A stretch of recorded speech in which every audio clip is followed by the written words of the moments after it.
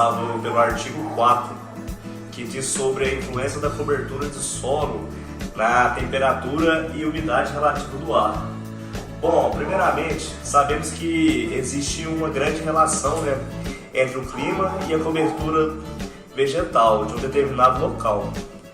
As dinâmicas climáticas determinam, ou pelo menos, influenciam o comportamento e os tipos de biomas que se constituem, né, em uma dada região. No entanto, o que podemos notar é que a vegetação também exerce, como posso explicar, direta influência sobre os tipos de clima de um determinado local. A influência de vegetação sobre o clima, ela acontece de diferentes formas, né? Influenciando tanto no albedo quanto na umidade, nas variações, né, de temperatura. Tá? Isso significa dizer que alterar a cobertura vegetal de um determinado local é também proporcionar, né, alterações climáticas no local da intervenção, né, e também em outras partes do planeta. Eu havia falado sobre albedo.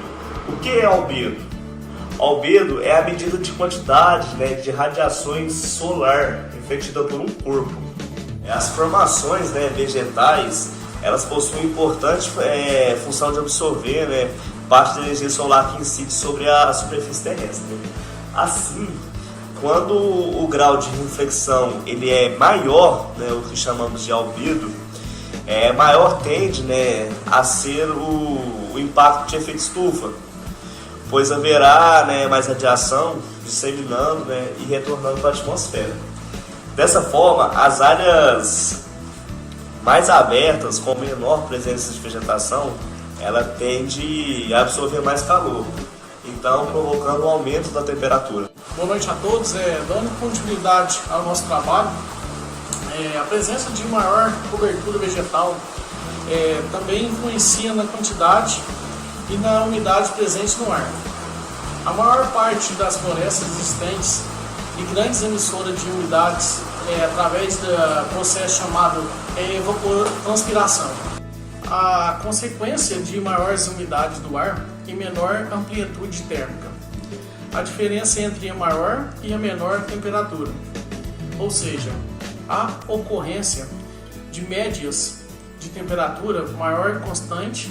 Isso ocorre em razão do calor específico da água responsável por conservar calor por mais tempo.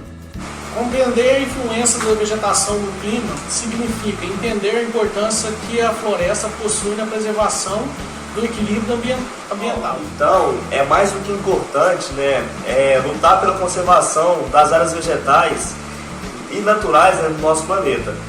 Bom, o nosso trabalho é esse. Queria agradecer a todos os presentes aqui. Uma boa noite a todos e até mais. Agora nós iremos passar um pequeno vídeo sobre a importância da cobertura de vegetação para a agricultura.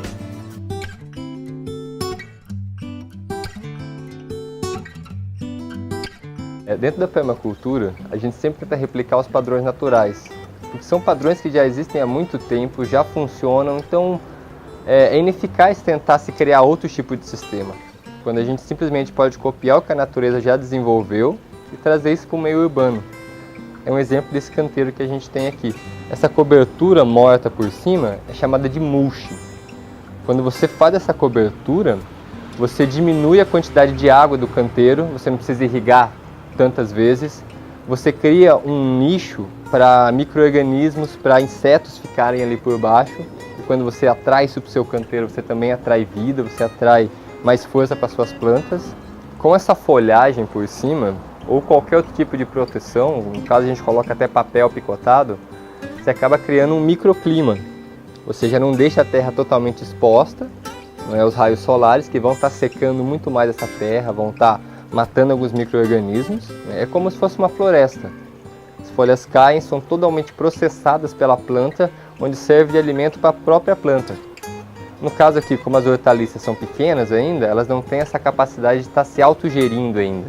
Então por isso que a gente entra com essa ideia de estar adubando um pouco o canteiro. né, como os de minhoca, com estercos, e por final essa cobertura de folhas para estar protegendo essa matéria também da incidência da luz. Biodiversidade cria vida. À medida que a gente, tanto como ser humano, como indivíduo, a gente consegue se relacionar melhor entre si, a mesma coisa acontece com as plantas. Por ela simplesmente estar no solo, ela também está produzindo nutrientes. Ela não só retira também. E isso favorece outras plantas que estão no redor. Assim como também existem plantas que se rejeitam.